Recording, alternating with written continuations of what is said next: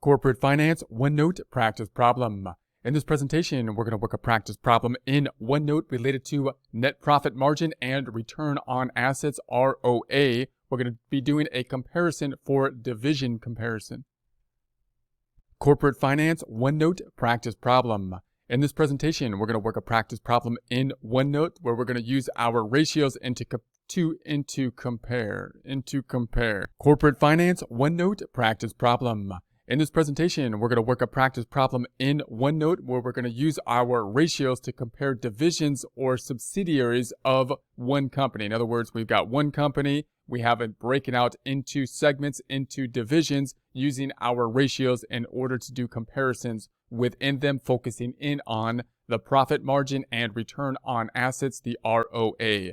Get ready, it's time to take your chance with corporate finance. Here we are in OneNote. If you would like to follow along in OneNote, you're not required to do so, but if you have access to it and would like to, we are in the 339 Net Profit Margin and ROA Division Comparison tab under the Practice Problems section.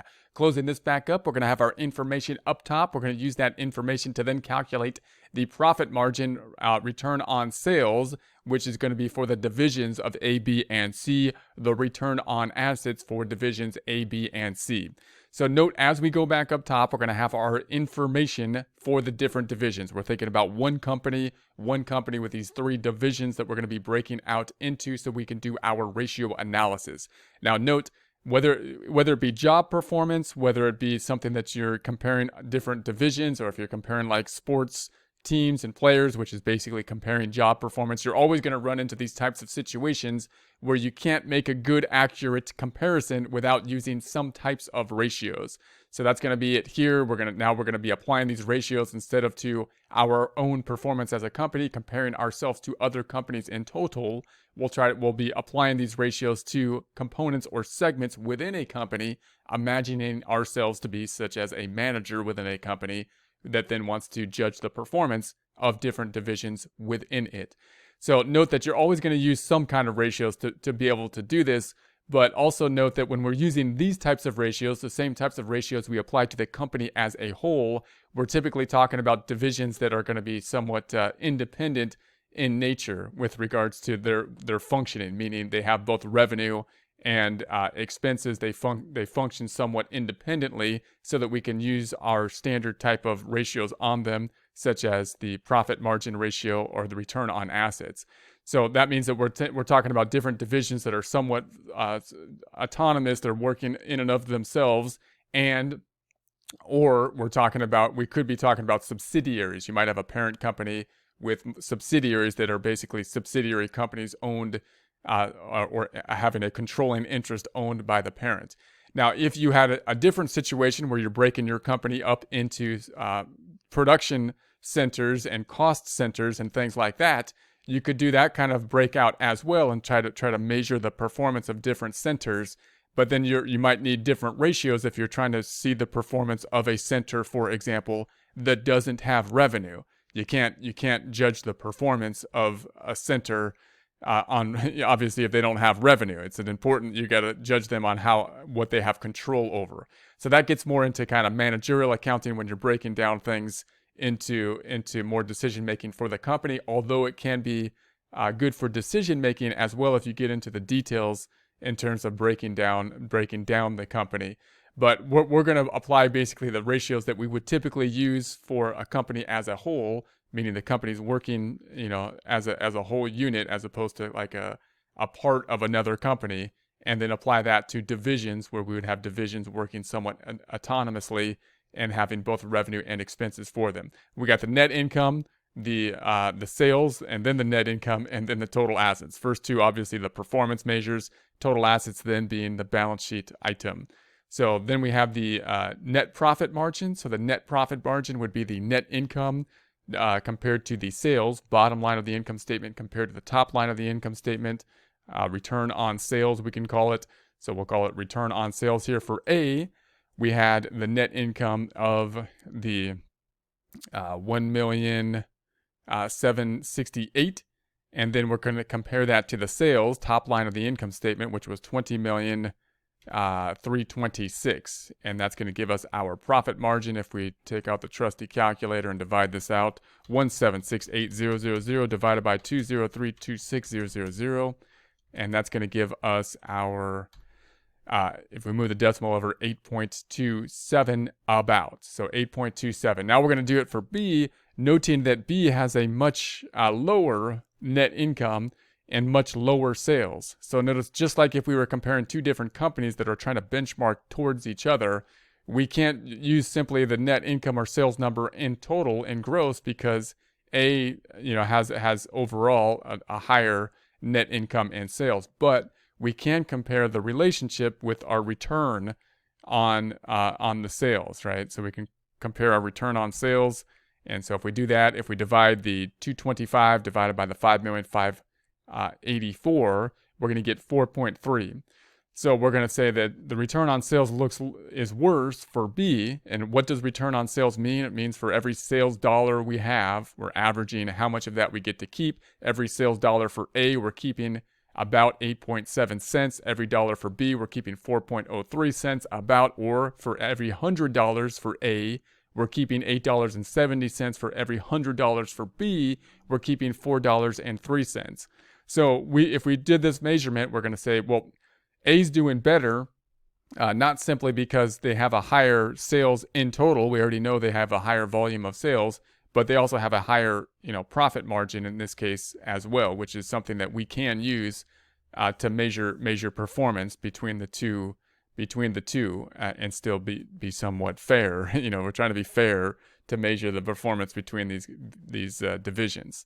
So then if we do this for C, once again, you could see that C's net income are closer to B's and a lot less than A. And then C's sales are, again, closer to B. So C is getting a return of 8.31 if we divide this out, net income divided by sales. So notice that A and C are somewhat comparable. If you look at C, you can say, well, C doesn't have anywhere near the amount of sales as A does. However, the amount of revenue we're keeping per sales dollar is comparable with A. So we're going to say C and A are comparable there. B's a lot lower in terms of the return on the sales that we're getting for every sale that is being made. And so if you compare like B and C, we've got the sales are a lot higher or substantially higher for B. And then if you look at the net income is lower. So even though they have higher sales, they have lower net income than C does. C has lower sales, but their net income is higher. How is that possible? Because there's more expenses going on here on B, which could indicate possibly that they're less efficient, but it also depends on the nature of the divisions.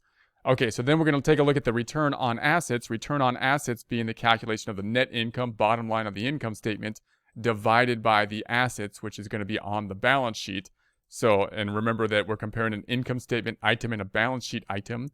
So that means you could see this calculated as average assets in an attempt to try to equivalate those two things. Most common average being the beginning of the period plus of the end of the period divided by 2.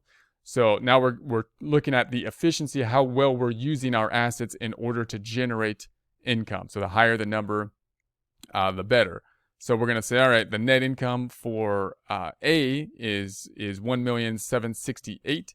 Then we have the assets at the 8,641,000, and that's going to give us our return on assets. If we pull up the trusty calculator, we got the 1768000 divided by the 8641000. If we move the decimal 2 places over, we've got 20.46%. So we want to be able to compare that. So that's going to be our return basically on the assets. Let's compare that to B, where the net income is going to be substantially lower, but we want to compare that to the return on the assets. Return on the assets are actually somewhat similar, even though the income is it's a lot lower. So now we're going to get a lot lower return on assets. So B's looking a lot worse than A, not simply because they're smaller in terms of their net income, but if we look at their net income, you're going to say, okay, well, the net income is way less than A. And if we look at the assets that were utilized in order to generate that income, then it's a lot more. The assets we have more assets for B than A, and we're generating a lot less return on it.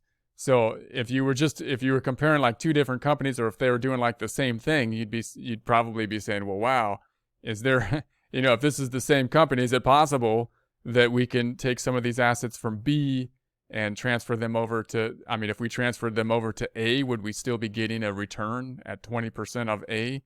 And if we transferred some assets away from B, would that hurt B, substantially till they go out of business or something like that? You might be starting to think here, well, maybe we're either not using the assets efficiently here, or maybe if this is the only return we can get for B, is it possible that we can transfer them over to A? And you got to look at more factors than that, obviously. How are these divisions related to each other and whatnot? But that's the type of thing that would come to mind with those types of ratios. So then you got C has the net income of the 368, and then the assets are 3,393,000.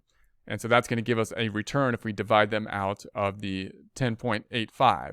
So the 10.85 again is not what we have for A here, but it looks a lot better than it does for B. So notice that the net income between B and C is higher in terms of the net income, but not by a whole lot. So that's not a huge difference. But if you compare the assets that are being consumed in order to generate that return, B's got almost 9 million of assets, and C's got 3,005 or so.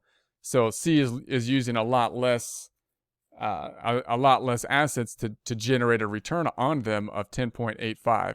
So if you looked at these divisional numbers, if this was the only thing you looked at, you might be looking at B saying, is there a way that we could take some of these assets and possibly, if we moved them to A, maybe A's already maxed out, and if we moved more, maybe they don't need any more assets, right? But if we could take some of those assets and move them to A and increase our productivity in A and get a return on the assets of 20, that would be nice. Or even if we could move some to B and get a return of the 10, or maybe we get B cleaned up here and see if we can get a better return on what we're doing. And that's all assuming that we can do that. It also depends on what B does. If these three divisions are integrated in some way and we need B to do what B does, and it just has a less return on assets in order to do that, then it is what it is. So it depends on the context of the organization.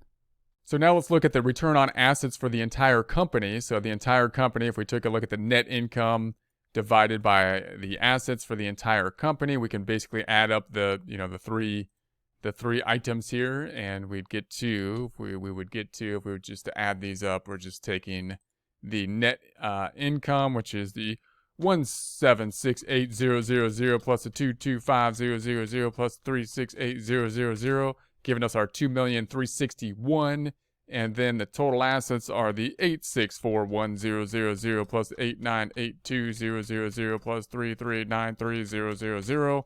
That gives us our 2116, and then if we divide those out, we got a return on assets of the 1123. The 1123.